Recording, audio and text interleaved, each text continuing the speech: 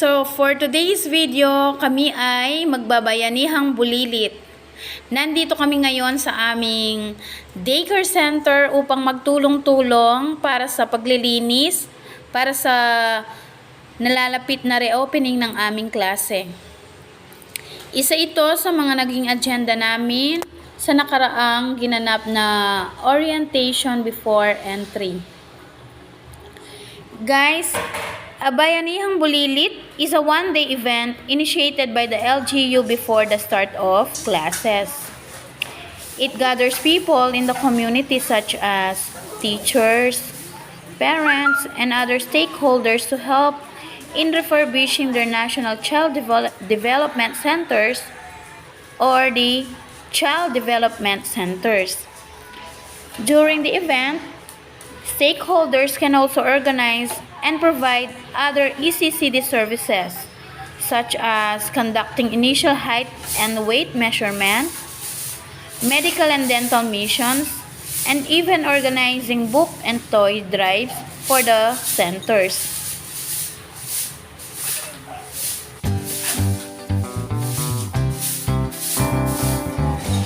Ayan guys, nililinis nilang mabuti, lalo na yung mga halaman dahil lalo na ngayon, tag-ulan, mas prone tayo sa dengue ngayon. Uso ang dengue, kaya yan yung pinakanililinisan namin, yung mga kung may mga stagnant water dyan, tinatanggal namin sa mga halaman dahil dyan namumugat yung mga lamok.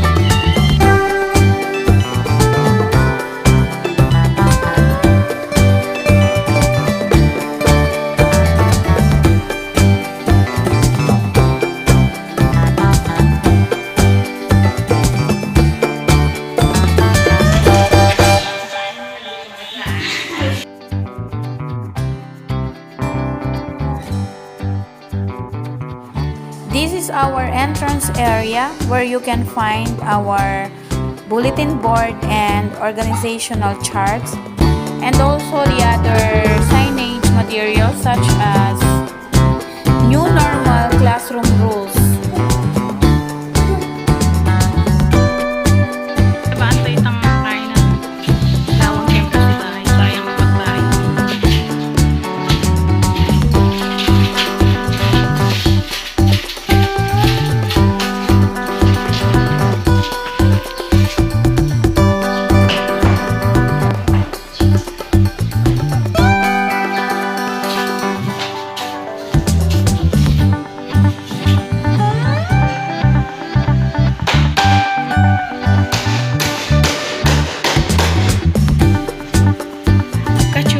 Blackboard tamo, pakat-pakat na eh.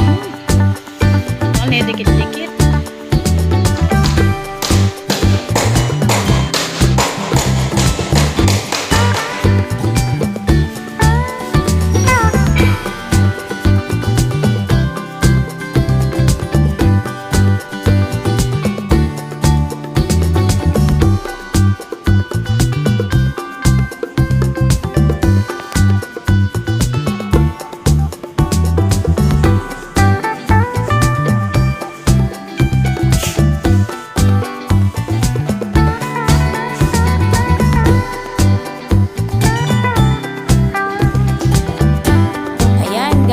Sa wakas, malinis na. Natapos na rin namin ang paglilinis. Maraming salamat sa mga parents na nakiisa sa aming bayanihang Bulilit, at sa mga barangay officials na tumulong sa amin, mga nag-sponsor sa amin, sa mga kailangan namin. Lalo na sa kay Kapitana Tess Lumanog, maraming salamat po sa pagpapalipat sa aircon namin.